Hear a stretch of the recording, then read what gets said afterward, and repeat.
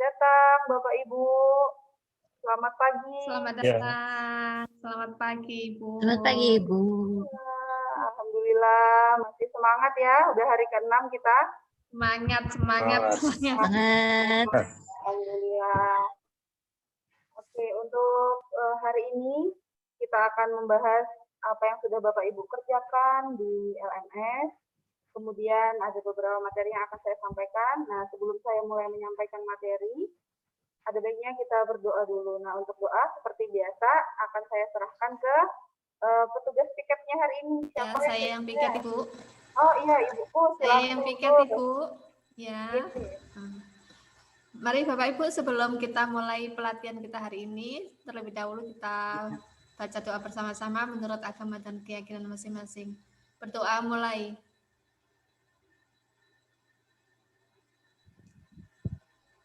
Selesai. Alhamdulillahirrahmanirrahim. Nah, karena sudah berdoa, sebelum kita memulai seperti hari-hari sebelumnya akan ada ice breaking dulu.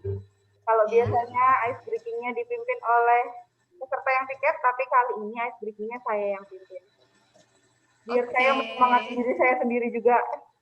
Iya.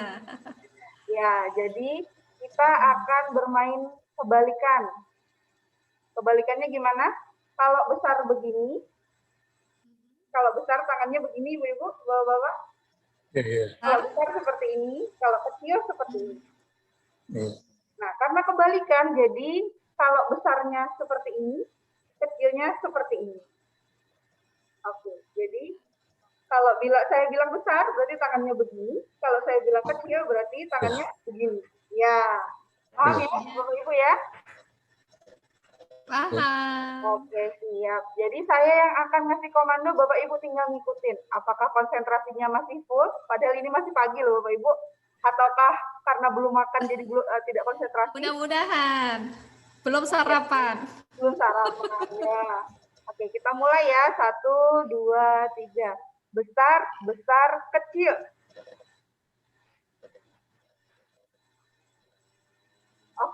Oke, ya besar, besar dan kecil. Jadi besar, besar dan kecil. Oke, yang berikutnya agak cepat. Kecil, kecil, kecil, besar. Iya. Oke. Iya. Ada yang mandek di tengah. Sekarang kita lanjutkan lagi satu kali lagi. Kecil, besar, kecil, kecil, besar. Ayo Ibu. Kecil, besar, kecil, kecil, besar. Iya. Alhamdulillah masih pada semangat semua. Ayo tepuk tangan buat kita semua. Oke, karena udah agak rileks, udah agak semangat, mari kita mulai pembelajaran kita hari ini. Gimana Bapak Ibu, LMS-nya udah diisi semua tugas-tugasnya? Sudah, Bu. Sudah selesai. Alhamdulillah. Ada kesulitan dalam pengerjaan LMS-nya? Ada kesulitan tapi bisa diatasi, Bu. Alhamdulillah. Nah, berarti kira-kira memang tepat ya Bapak Ibu dipilih sebagai peserta dalam pelatihan ini karena ternyata dalam waktu singkat bisa mengerjakan tugas yang sebanyak itu. Salut saya buat Bapak dan Ibu sekalian. Nah, untuk hari ini, hari yang ke-6, kita akan membahas tentang modul ajar. Nah, kalau modul ajar, itu kalau pada kurikulum kita yang sebelumnya itu disebut sebagai RTC. Ya, jadi kali ini kita akan membahas apa sih itu modul ajar dan apa fungsinya dalam pembelajaran kita dalam kaitannya di kurikulum Merdeka Belajar. Saya izin share screen sebentar. Kita lihat materinya.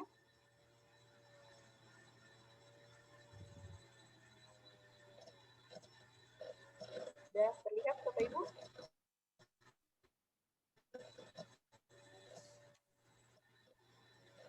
Belum. Sudah atau belum? Belum. Bentar. Iya. Ya, proses. Sudah atau belum?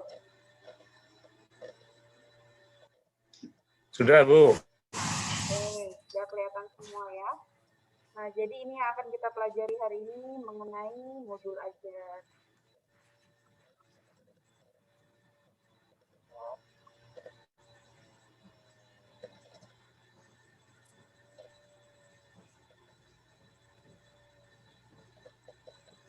untuk agenda kali ini di sesi sinkronus kita akan membahas mengenai 4 hal. Yang pertama ada apa itu modul pembelajaran, konsep modul ajar. Kemudian ada komponen apa saja di dalam modul ajar. Lalu ada prinsip penyusunan modul ajar dan prosedurnya. Bagaimana prosedur penyusunan modul ajar.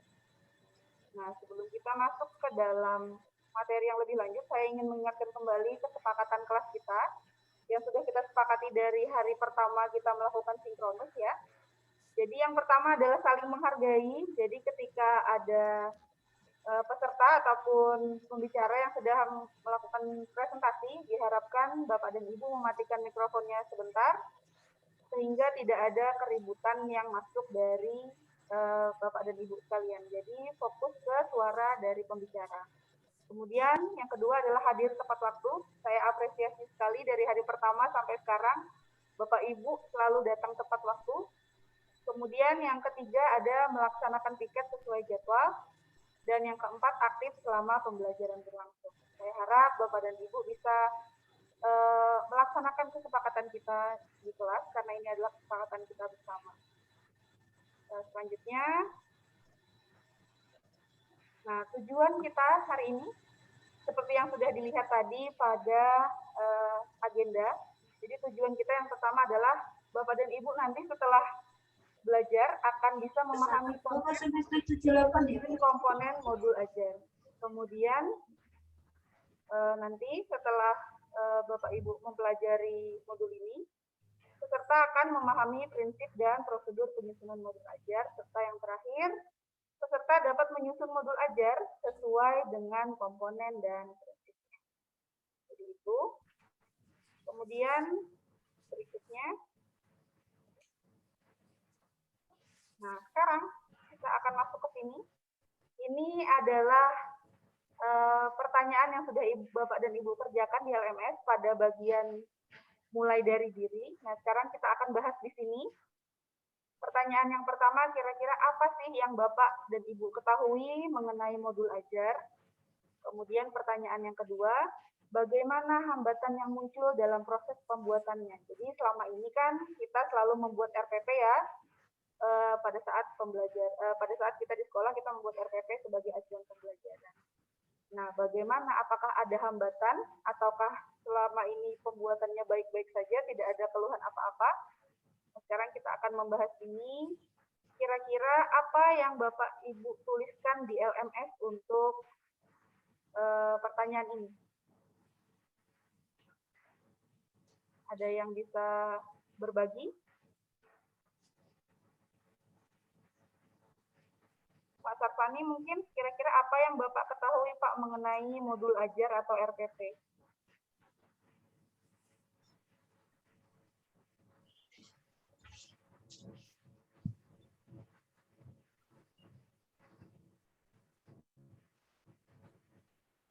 Ada yang Bapak ketahui tentang modul ajar atau RPP yang biasanya Bapak buat di sekolah seperti apa?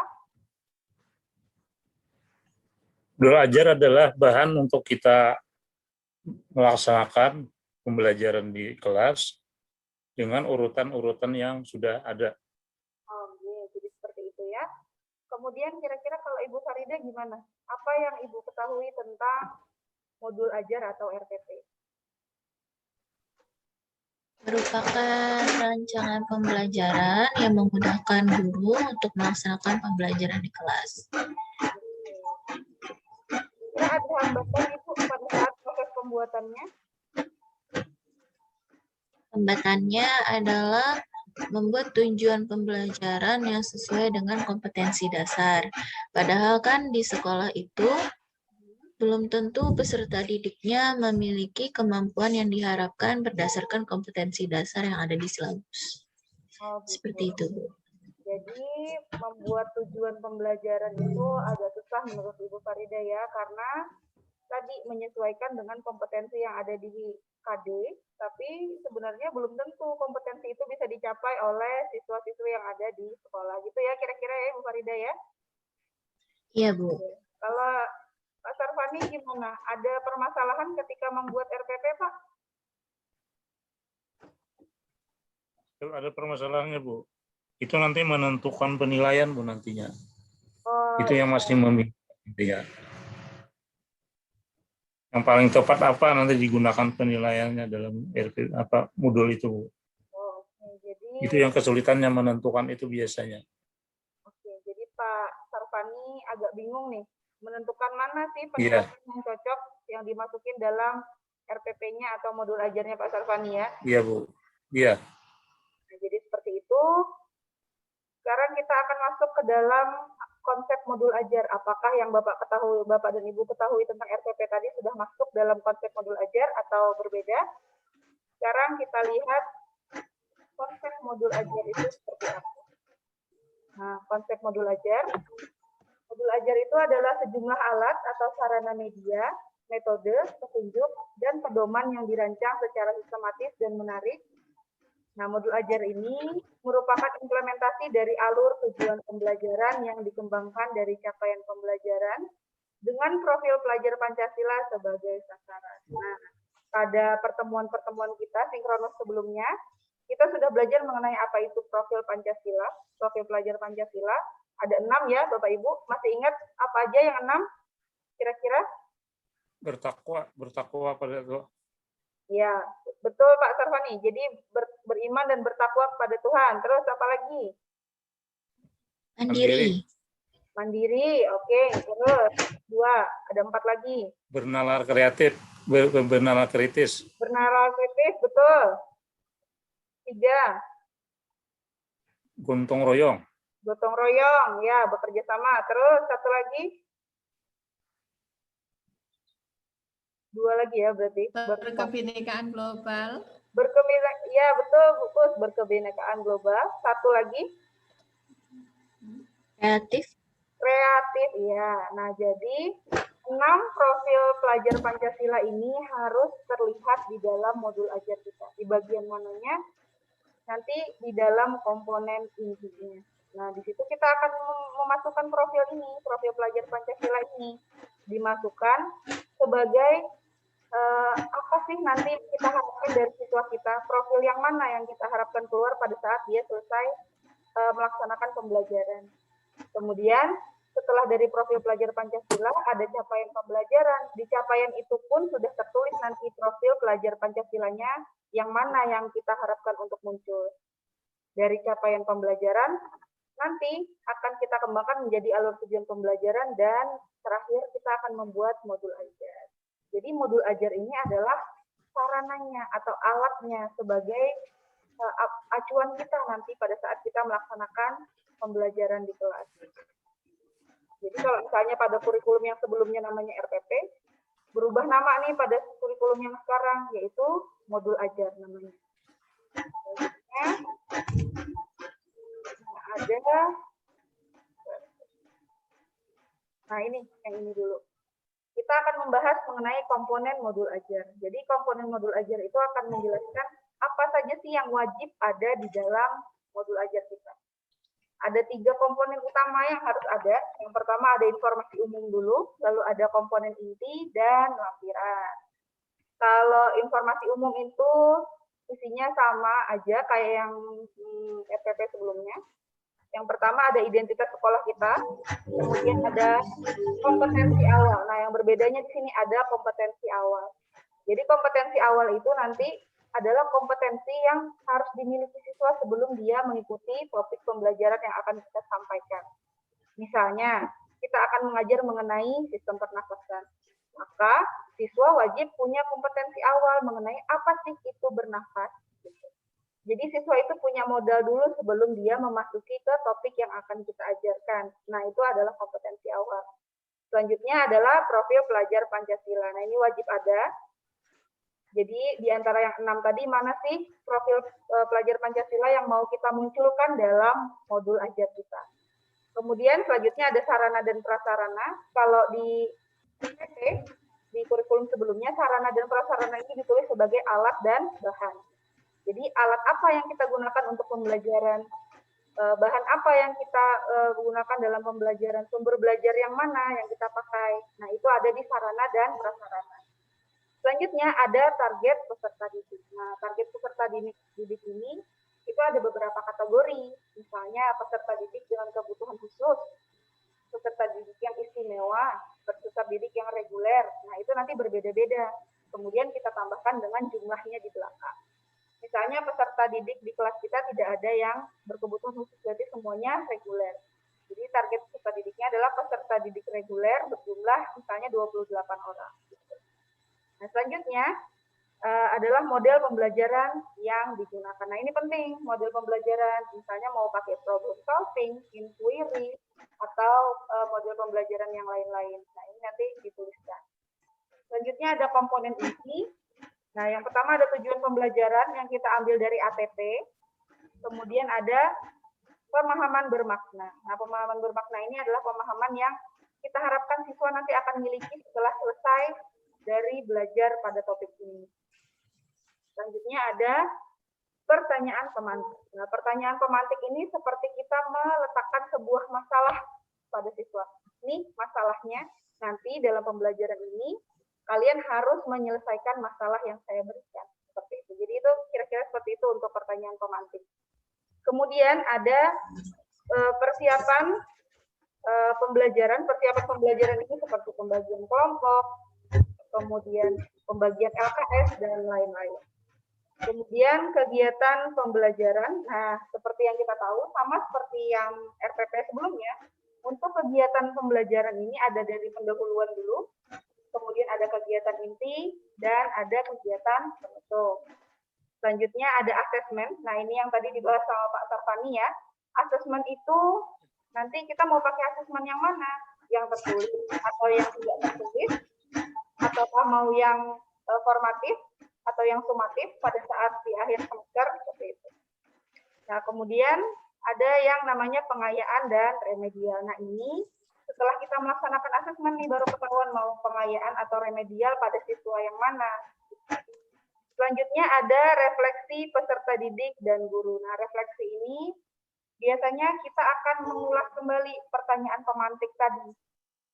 Apakah sudah terjawab pertanyaan pemantik yang di depan, ataukah belum pada saat proses pembelajaran.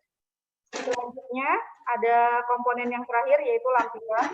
Di dalam lampiran ini berisikan LKS, kemudian bacaan guru dan siswa, kemudian ada glosarium dan daftar pustaka. Nah, glosarium itu sendiri nanti berisi istilah-istilah yang memang perlu dijelaskan lebih dalam, disusun secara alfabet. Kemudian daftar pustaka adalah sumber-sumber di mana kita mengambil gambar, di mana kita mengambil materi, dituliskan di sana. Nah, di bawahnya itu ada tulisan catatan. Nah, silahkan nanti berkreasi sendiri dengan modul ajarnya. Itu guru dalam satuan pendidikan diberi kebebasan untuk mengembangkan modul ajar sesuai dengan konteks lingkungan dan kebutuhan belajar peserta didik.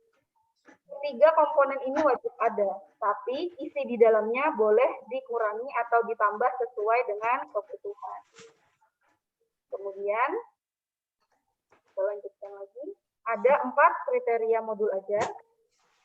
Yang pertama ada esensial, menarik, bermakna, menantang, berkesinambungan, dan relevan dan kontekstual. Nah, masing-masing ini perlu dipenuhi untuk kita sebagai guru bisa membuat modul ajar yang baik, yang tadi sesuai dengan kebutuhan siswa. Nah, kalau esensial sendiri gimana? Jadi esensial ini modul ajar ini nanti tidak hanya memberikan materi, tapi juga nanti akan memberikan pengalaman dan itu disesuaikan dengan pengetahuan siswa yang terdahulu. Kemudian menarik, bermakna, dan menantang. Tentunya siswa pasti ingin belajar pembelajaran yang menarik minat mereka. Juga walaupun itu menarik, tapi juga harus punya makna dan membuat mereka tertantang sehingga mereka tidak bosan dalam melaksanakan pembelajaran. Selanjutnya, berkesinambungan. Nah, maksudnya berkesinambungan ini gimana? Karena sebelumnya kita sudah belajar, ada yang namanya ATP. Nah, di dalam ATP itu ada banyak tujuan pembelajaran. Nah, jadi tujuan pembelajaran di dalam modul ajar itu harus selalu berkaitan dari satu tujuan ke tujuan yang lain. Tidak boleh meloncat-loncat gitu loh. Jadi harus selalu berkesinambungan, harus selalu berkaitan. Nanti biar anak atau siswa itu belajarnya memang sesuai dengan urutannya. Selanjutnya ada relevan dan kontekstual. Nah, relevan dan kontekstual ini maksudnya nanti sesuai dengan pengetahuan siswa yang terdahulu dan pengalaman yang sudah dia miliki. Jadi kalau di modul ajar kita usahakan mencarikan contoh-contoh itu yang memang familiar dengan siswa yang sering mereka temui di sekitar mereka. Itu yang dimaksud dengan relevan dan kontekstual. Ya. Nah, itu sampai prosedur nih kita. Jadi sampai yang penyusunan modul ajar. Gimana sih kita bisa membuat atau menyusun modul ajar? Yang pertama, kita harus menganalisis dulu kondisi kebutuhan guru, siswa, serta satuan pendidikan. Menganalisis kebutuhannya gimana, Bu?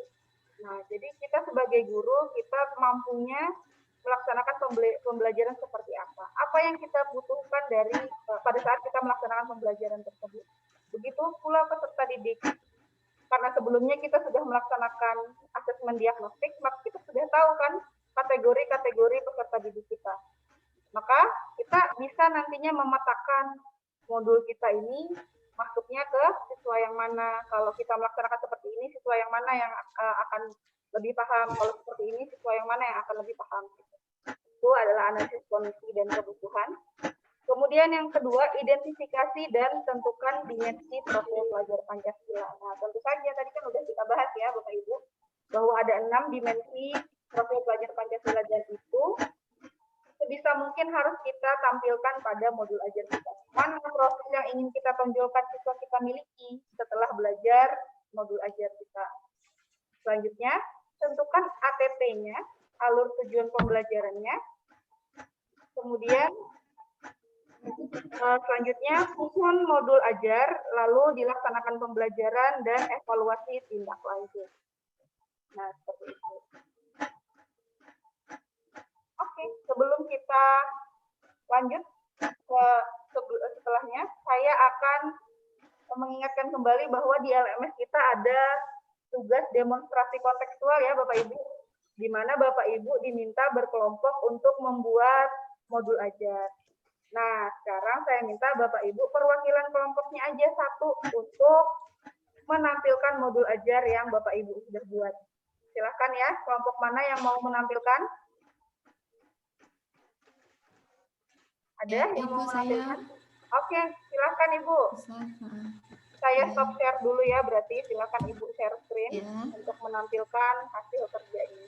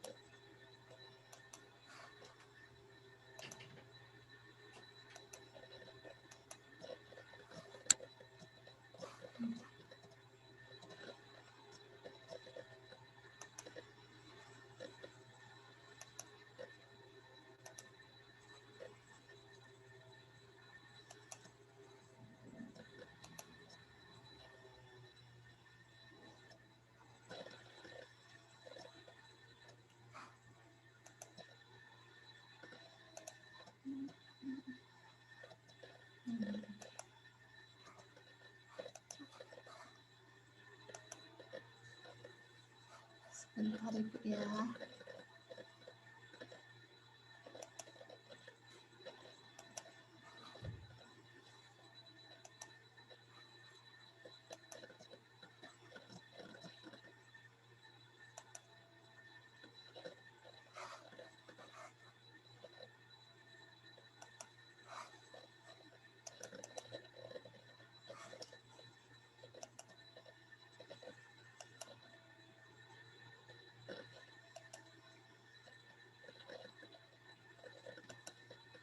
Kok nggak bisa muncul ini ya?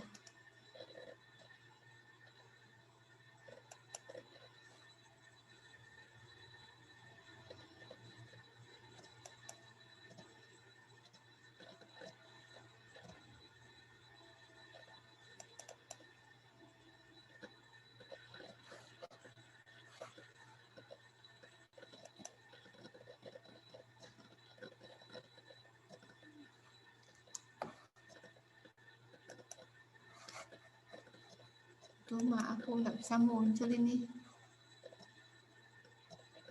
Oh, iya, iya. Oke. Sudah muncul Bapak Ibu?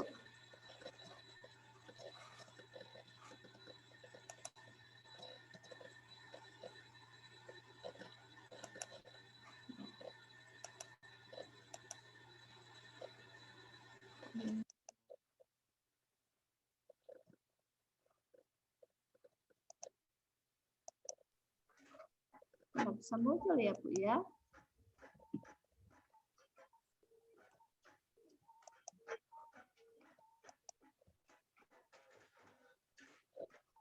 Gimana Bapak Ibu, sudah muncul? Sudah. Sudah ya? Saya sudah. Iya. Ini hasil kerja kelompok kami. Bahwasanya di dalam modul ajar yang kami buat itu sesuai dengan yang sudah dijelaskan. Ini ada yang bagian pertama adalah ada informasi umum yang di situ meliputi informasi dari identitas sekolah, kemudian kelas, waktu yang dibutuhkan dalam proses mengajar dan kompetensi awalnya, serta profil pelajar Pancasilanya juga sudah dicantumkan, kemudian sarana prasarananya, kemudian targetnya adalah peserta didik, kemudian metode pembelajarannya menggunakan problem solving. Ini adalah pembelajaran tatap muka, bukan pembelajaran daring lagi. Karena nanti kalau kurikulum yang kita gunakan nanti kan tatap muka. Kemudian yang kedua, yaitu bagian komponen inti, meliputi tujuan pembelajaran, pengetahuan yang bermakna, kemudian pertanyaan pematik yang merupakan pengantar bagi Bapak Ibu guru dalam menyampaikan materi yang akan disampaikan nanti. Kemudian kegiatan pembelajarannya di sini meliputi kegiatan pendahuluan, kegiatan inti, kemudian ada kegiatan penutup. Kemudian asesmennya juga sudah dicantumkan. Di sini ada keterampilan proses yang dinilai adalah keterampilan prosesnya. Kemudian ada pemahaman sains atau kognitifnya. Di sini ada materi yaitu tentang ciri-ciri pencemaran air, tanah, dan udara. Kemudian soalnya juga sudah dicantumkan. Kemudian dicantumkan juga kemungkinan jawaban dan skornya serta tindak lanjut setelah dilakukan asesmen. Nah, kemudian untuk remedial itu akan dilakukan kepada siswa yang sangat membutuhkan bimbingan supaya mereka bisa memahami materi dengan jelas. Kemudian lampirannya adalah berupa catatan kecil, yaitu glosarium, dan juga ada daftar pustakanya. Ini adalah hasil kerja kelompok kami, Bu. Silakan dikoreksi kalau misalnya ada kurangnya atau di sisi mana kekurangannya. Terima kasih, Bu. Oke, terima kasih Ibu Pus. Saya apresiasi, saya berikan 2 jempol buat Ibu Pus atas hasil diskusinya dengan kelompoknya ya. Jadi terima kasih. Jadi semua komponen dari modul pembelajaran itu sudah masuk semua, tidak ada yang tertinggal. Mantap ya Ibu Pus ya, jadi sudah benar-benar paham apa yang harus ada di dalam modul ajar kita. Oke, terima kasih Ibu Pus, silahkan di stop dulu share screen-nya. Iya. Kita kembali ke materi kita. Oke, nah jadi untuk materi kali ini, alhamdulillah ternyata Bapak Ibu benar-benar sudah bisa memahami dengan baik apa itu modul ajar. Nah, sebagai pertanyaan refleksi sebelum kita menutup pembelajaran kali ini, sebagai refleksi kita ya, apa yang Bapak Ibu pelajari dari pengalaman membuat modul ajar dan apa tantangan yang Anda rasakan dalam membuat modul ajar. Ini nanti saya akan bagikan link Jamboard, jadi terus Bapak Ibu isi di sana. Nanti pada pertemuan selanjutnya akan saya tampilkan hasil dari jawaban dari Bapak dan Ibu. Jadi silahkan ditulis di Jamboard. Nanti minggu depan, maaf, besok akan kita bahas hasil dari Bapak, jawaban dari Bapak dan Ibu. Untuk pertemuan kali ini saya rasa Bapak dan Ibu sudah cukup paham, ya. Kemudian sudah sangat mengerti bagaimana pembuatan modul ajar. Jadi untuk pembelajaran kali ini saya cukupkan hari ini. Saya kembalikan kepada Ibu Pus yang piket hari ini ya. Oke, terima kasih. Semangat. Bapak Ibu, untuk mengakhiri kegiatan kita hari ini, marilah kita berdoa bersama menurut agama dan keyakinan masing-masing. Berdoa mulai.